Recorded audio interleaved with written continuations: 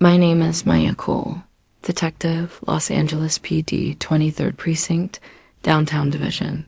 People think detectives grow immune to emotion. That's not true. We just learn how to bury it beneath coffee cups, case files, and sleepless nights. Los Angeles never really sleeps. It hums like an old neon sign that refuses to die, even when the light flickers. The sound of traffic, the whisper of palm trees against the wind, the sirens in the distance, they all blend into one restless heartbeat. I used to find comfort in that rhythm, until the night everything changed. That night began like 100 others. Rain on the windshield, police radio murmuring, my partner half asleep in the passenger seat. I was the one driving, I always drove. Control issues, they said. Maybe they were right. The case was routine at first. High-profile financial crimes, stolen data, embezzlement, the kind of thing that hides behind expensive suits and perfect smiles. But there was a name in the file that caught my eye. Ethan Reed, 32, software consultant. No criminal record. Lives alone in a loft downtown. Nothing about him screamed danger, which is exactly what made him interesting. I remember the first time I saw him. It wasn't even at his apartment. It was at a small coffee shop on 7th and Hill. I'd gone there undercover, pretending to be another sleepless soul looking for caffeine. He was there, sitting by the window, rain painting the glass behind him. One hand around a cup, the other turning a small silver pen between his fingers. He looked calm. Too calm for a man under investigation. And when our eyes met, just briefly, something inside me shifted. Detectives aren't supposed to feel anything when they look at suspects. Curiosity, maybe, but not that. That quiet pull, that flicker of recognition, like your heart remembering something your mind can't place. I forced myself to look away, to focus on the file. The case was everything. Emotion was noise. Still, the way he smiled at the barista when he left, polite, warm, real, stayed with me longer than it should have. The next day I was in his building, warrant in hand, heart steady. It was a sleek place near Flower Street, all glass and steel and silence. I could hear the echo of my own footsteps as I walked down the hall. When he opened the door, he didn't look surprised. "Detective Cole," he said, like he already knew my name. "You could have just called." His voice was low, calm, the kind that could turn accusation into conversation. I should have taken that as a red flag. Instead, I found myself studying the way the rain light hit his face, the small scar on his chin, the faint tiredness in his eyes. "I'm here on official business," I told him. "May I come in?" He stepped aside, motioning with a half smile. "You already have a warrant. Do you really need my permission?" His apartment smelled of coffee and cedar, not what I expected. No clutter, no obvious signs of guilt. Just order, clean lines, minimal, almost too neat. My partner started looking through files, devices, hard drives. I took notes, professional distance. But Ethan, he didn't act like someone caught off guard. He poured himself a cup of coffee, then asked if we wanted one. I declined, but he left an extra cup on the counter anyway. "You know what the funny thing about innocence is, detective?" He said. "You can't prove it. Only guilt leaves a trail." I didn't respond. I couldn't. My training told me to challenge him, but something about the way he said detective, calm, almost gentle, made it sound like a compliment instead of a title. Hours later, after we left his place, I sat in my car staring at the city lights. My partner talked about evidence, inconsistencies, financial logs. I nodded, but my thoughts weren't on the case file. They were on him. It was an attraction, not exactly. It was something heavier, curiosity laced with guilt. I'd spent years chasing liars, but Ethan felt different. Like he was hiding something, yes, but not out of greed or survival, more like protection. And I wanted to know what. 2 nights later, I went back alone. Not officially. Not smart either. The building lobby was empty, the air thick with that late-night stillness Los Angeles wears like a secret. I told myself I was following up on a lead. Truth was, I wanted to see if he'd look at me the same way again. He opened the door before I could knock twice. "Detective Cole," he said quietly. "You're off duty. So are you," I replied. He stepped aside and I entered again. Same scent, same quiet. Only this time there was music playing softly from a small speaker, jazz, low and moody. The kind of music that fills the spaces between words. "I didn't steal what they think I did," he said before I asked. "Then why run the kind of encryption only criminals use?" "Because sometimes the law doesn't protect the right people." His answer stayed in the air like smoke. And that was when I realized this wasn't just another case. Something about his voice, his restraint, the sadness under every calm sentence, it made me forget the lines I wasn't supposed to cross. For the first time in years, I wasn't sure if I was talking to a suspect or to a mirror. There's a moment in every investigation when the facts start fighting with your instincts. Mine started the second Ethan looked me in the eyes and said he wasn't the villain in his own story. For 3 nights after that, I couldn't sleep. The city lights bled through my blinds, and every sound outside, the hum of tires, the murmur of people coming home late reminded me of his voice. Calm, steady, impossible to read. At the precinct, my partner kept asking what was taking so long. "He's hiding something, Maya," he said. "We just haven't found it yet," I nodded, staring at the photos pinned to our case board. Servers, transactions, stolen funds. But behind every red string was the same question that kept echoing in my mind. What if he's telling the truth? I saw Ethan again 2 days later. This time he called me first. "If I show you something," he said, "will you promise to keep an open mind?" Against every rule, I said yes. He asked me to meet him at the pier long after sunset. When I arrived, the ocean looked black, the waves breathing quietly against the wood. Ethan stood near the railing, coat collar turned up against the wind, holding a flash drive in his hand. "This is what they're after," he said. "Not me, not my company." "What's on this?" I took it carefully, my glove brushing his fingers for just a second. A small thing, barely a touch, but it sent a shiver straight through me. I hated that it did. "If this is evidence," I said, "I can't keep it off record." "You could if you wanted the truth more than a headline." He was right, and that scared me. When I got back to my car, I sat there with the flash drive in my palm, the salt air still clinging to my coat. My reflection stared back from the window-tired eyes, a detective who'd crossed a line she couldn't uncross. The next morning, I plugged it into a secure terminal at the station before anyone else arrived. Encrypted files. Hidden transactions, but not his. The money trail pointed somewhere, hire someone inside our own department. For a long time, I just stared at the screen. The implications were too big, too dangerous. And suddenly, everything about Ethan made sense. The secrecy, the calm, the quiet defiance. He wasn't running from guilt. He was running from us. I met him again that night. He looked the same tired, cautious, beautiful, in that lonely sort of way people look when they've been misunderstood for too long. "You were right," I whispered. "About what?" "About the real thieves." He gave a sad smile. Truth always sounds like betrayal to the wrong people. For a few seconds, neither of us spoke. The city outside felt far away, muffled by the hum of the refrigerator and the faint crackle of rain on the windows. Then he took a slow step closer. "You should leave before they find out," he said softly. "And if I don't, then you'll go down with me." His eyes met mine, steady, haunted, and full of something I didn't have a name for. Not love, not yet, but something dangerously close. That night, as I drove home, I realized 2 things. First, that my life was no longer my own.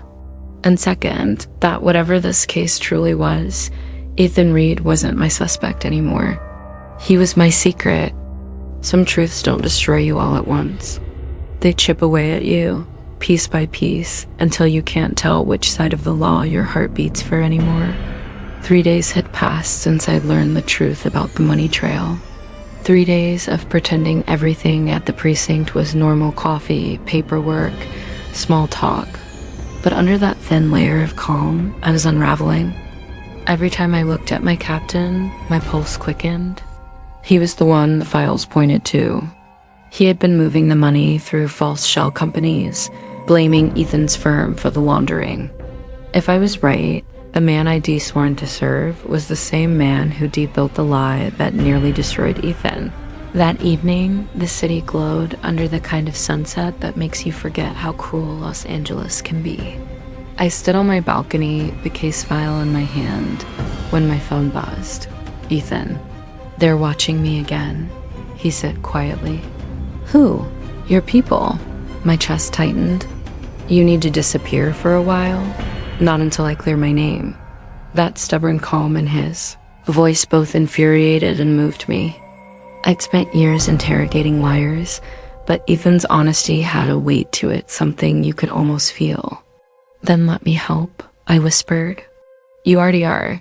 Later that night, I met him in an abandoned train yard outside the city. Rusted cars stood like shadows under the sodium lights. He was waiting beside an old locomotive, jacket collar pulled up, eyes scanning the darkness. When he saw me, his expression softened in a way that made my breath falter. "You shouldn't have come," he murmured. "And you shouldn't be alone." We stood there for a long moment, the silence filled only by the wind whistling through broken glass. I handed him a copy of the files I'd made. "Everything's there, the transfers, the fake accounts. It's enough to take him down." He looked at the flash drive, then at me. "If you do this, they'll turn on you too." "Maybe, but I can't keep pretending." I should have walked away right then. Instead, I stepped closer. There was a flicker of fear in his eyes, not of me, but for me. And for one dangerous second, the distance between us dissolved. The smell of rain, the pulse in my throat, his breath warm in the cold night air. It all felt like a confession we were too afraid to speak. "Maya," he whispered. "Don't," I said, though my voice trembled. "If you say my name like that again, I'll forget which side I'm on." He smiled faintly, that sad, beautiful smile of a man already lost to fate. Maybe that's the point. When I drove back to the city, the streets looked different, emptier, heavier. I knew what I had to do: gather proof, expose my captain, and protect Ethan before the truth buried us both. But by the time I reached my apartment, the lock on my door was broken. Inside, everything was overturned, files scattered, drawers open. On my desk, a single note waited under the faint hum of my desk lamp. "Stop digging, detective," and next to it, a photo Ethan and me at the pier, taken from a distance. My stomach dropped. Someone knew. Someone had been watching from the start. That night, as I sat on the floor with the photo trembling in my hands, I realized what this case had become. It wasn't about justice anymore. It was survival. And the man I was meant to arrest might be the only one who could save me. The first time I learned what fear really feels like, it wasn't in an alley or at a crime scene. It was in my own apartment, staring at that photo, realizing someone had already decided how my story would end. The precinct was poison after that night. Smiles lasted too long. Questions came too carefully. And Captain Roja's voice, once steady now, sounded like the calm before a storm. "You look tired, Maya," he said one morning. "Rough week," I lied. "Maybe you should take a few days off. Get some rest." Maybe. When he left my desk, I slipped my badge into my pocket and walked out the back door. I didn't stop until I reached my car. That was the moment I knew I wasn't a detective anymore. I was a target. I drove north along the coast until the ocean swallowed the city lights. My phone rang only once. "You're running," Ethan said quietly. "They know," I whispered. "Then you're not safe anywhere near them. Come to me." His voice steadied something inside me I didn't realize had cracked. I met him at a cabin near Big Sur, tucked between cliffs and fog. The air smelled of pine and sea salt. When he opened the door, I almost broke. He didn't ask questions. He just stepped aside and let me in. That night, I told him everything: Ro, the files, the note, the photo. He listened in silence, fingers tracing the rim of his coffee mug. "They won't stop," he said. Then we hit back first. We spent hours building the plan decrypting data, tracing bank accounts, recording statements. By dawn, my exhaustion felt lighter, threaded with something that felt dangerously like hope. When I finally looked up from the laptop, he was watching me. The early light spilled across his face, softening the sharp lines of it. "You still trust me?" he asked. "Against all logic," I said. "Then don't let go now." For a heartbeat, the world went quiet. Then he reached across the table and took my hand. His touch wasn't bold. It was grounding, real. And for the first time in weeks, I felt safe. 2 days later, everything fell apart. We were supposed to meet a journalist in Santa Monica who could publish the evidence. I arrived first. The cafe smelled of burnt espresso and rain. 5 minutes passed, 10, 15. Ethan never showed. When I called his phone, it went straight to voicemail. By the time I stepped outside, 2 black sedans were idling across the street. They took me before I could reach my car. No words, no warrant, just a bag over my head and the press of cold metal against my wrists. When the bag finally came off, I was sitting in the captain's office. Ro stood behind his desk, arms crossed, smiling. "You've been busy, detective?" I said nothing. "You think I don't know about your little romance?" He continued. "He used you, Maya. That's what criminals do." He dropped a folder on the desk. Inside were photos, Ethan shaking hands with known brokers, documents linking him to offshore accounts. My stomach twisted. The evidence looked real. "He played you," Rose said softly, "but you can still fix this." "Bring him in." That night, back in my apartment under watch, under pressure, I stared at the photos until the lines blurred. Every instinct told me to believe Ro. Every heartbeat told me not to. Then at 2 a.m., a message appeared on my phone. They framed me. Meet me where it began. No name, but I didn't need one. I drove through the rain back to the pier. Ethan stood there, soaked, exhausted, holding the same flash drive from weeks ago. "They used my name to move the last transfer," he said. "I can prove it. Ro showed me evidence against you because he forged it. Look inside the metadata." I plugged the drive into my tablet. Hidden within the file, logs, timestamps, signatures was his truth. He hadn't lied. Ro had. When I looked up, tears blurred the lights behind him. "You could have run," I whispered, "and leave you to fight them alone. You shouldn't care that much." Too late. For a long, trembling second, we stood beneath the rain, the city humming somewhere far behind us. Then, wordlessly, he pulled me close. Not out of passion, out of survival, gratitude, something human and breaking and real. If this was wrong, I didn't care anymore. There's a moment when you stop asking if you're doing the right thing. You just do what's left. And pray the truth is enough to save what little of you is still good. The rain didn't stop for 2 days. Neither did the fear. Ethan and I hid in a small motel on the outskirts of Los Angeles, a place that smelled of bleach and forgotten stories. The neon sign outside flickered between vacancy and no vacancy, like it couldn't make up its mind. Neither could I. Every headline screamed corruption inside the LAPD, but none named names. The press had hints, fragments, nothing solid enough to burn Ro. We needed one last piece proof that he had authorized the final transfer himself. That meant going back inside. Into the precinct. Into the belly of the monster I'd once called home. Ethan paced the narrow room, hands in his pockets. You can't go back there, Maya. It's the only way. They'll be watching every step you take. Then I'll give them something worth watching. He stopped, eyes searching mine. If I get caught, it ends with me. Not you. For a moment, he didn't say anything. Then he crossed the room and rested his hand on my arm. You don't have to carry this alone anymore. The way he said it, quiet, raw, almost undid me. I wanted to tell him how much she'd already changed me, how the woman who once believed only in rules now believed in something far messier, people.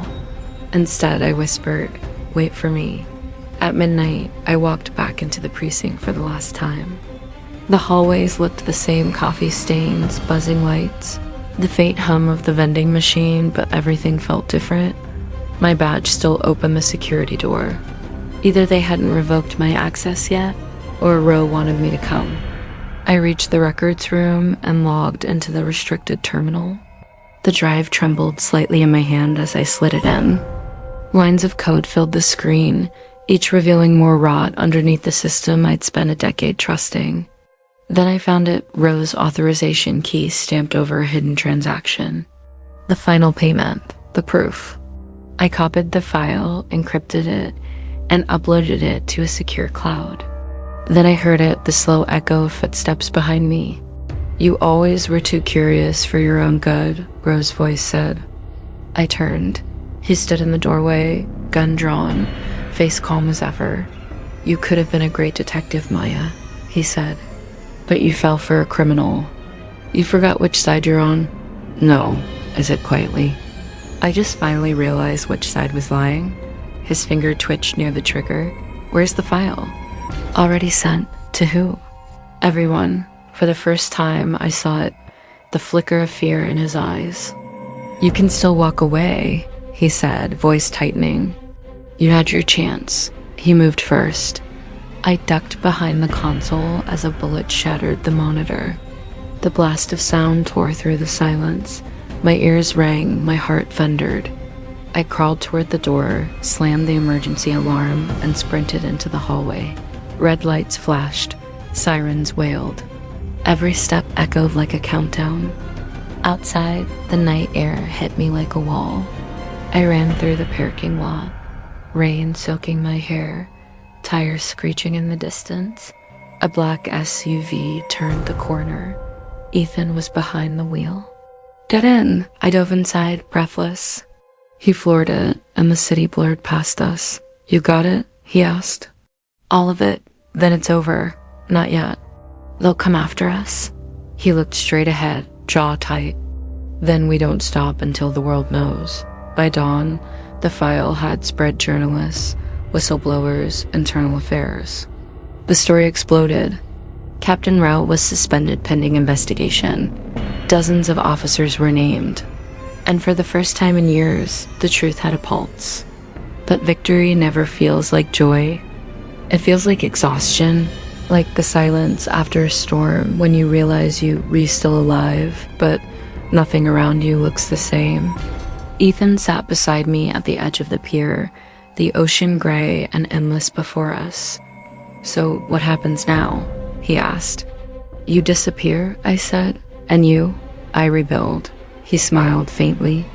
You really think they'll let you? They'll try to stop me. But I've got something stronger now. What's that? A reason. For a long moment, neither of us spoke. Then he reached out and took my hand, fingers lacing through mine steady, certain, real. Maybe love doesn't save you from the darkness. Maybe it just teaches you how to walk through it without losing yourself. They say when the storm ends, the silence feels like peace, but it isn't peace. It's the echo of everything you lost trying to survive it. It's been 4 months since the case broke. 4 months since the city stopped whispering my name like a curse and started saying it like a cautionary tale. I was cleared by internal affairs, but not forgiven. Some wounds don't heal with clearance letters. Ethan vanished after the hearings. No calls, no notes, no trace. Just a single message on an encrypted email I found one morning. You were the only truth I ever knew. E. I read it once, twice, and then deleted it because some memories are too heavy to archive. Still, every time it rains, I think about that night on the pier. About the way his hand fit around mine like something that was never supposed to happen, yet did. I moved apartments, took a lower post in another division, and started working on cold cases. It's quieter work, lonely but honest. Sometimes that's all you can ask for. The city feels different now. Maybe it's me that changed, seeing how power twists the truth, how love survives even where it shouldn't. One evening, as I was packing up my files, Captain Rowe's trial streamed on the office TV. Guilty on all counts. He didn't look angry, just small. For a moment, I thought I'd feel victorious, but all I felt was tired, because justice isn't victory. Its balance restored for a second before the world tips again. A week later, I was leaving the precinct when I saw him, Ethan, standing across the street, hands in his coat pockets, watching the world move past like a ghost trying to remember how to live. My breath caught. He didn't smile. Neither did I. We just stood there, caught between what was and what could never be. Then he crossed the street. "You shouldn't be here," I whispered. "I had to see you one last time. They'll find out. Let them." For a heartbeat, the world went still. The noise, the wind, the city, all of it faded. "You were right," he said softly. "Love isn't what saves us. It's what reminds us we're still human. And now I start over, somewhere new. Maybe one day you'll walk into a cafe, and I'll be there, just another stranger you used to know." He turned to leave. I should have let him, but I stepped forward and touched his arm. Just once, like punctuation at the end of a story that deserved a softer ending. "Be safe," I whispered. "Always," he said. Then he was gone. That night, I wrote my final report. It wasn't for the department. It wasn't even for me. It was for the truth.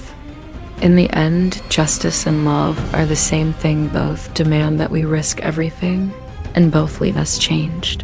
I closed the file, shut off the lights, and walked out into the night. The rain had stopped. The city was breathing again. And somewhere out there, so was he. Some stories don't end with goodbye. They end with the quiet knowing that somewhere, somehow, you both survived.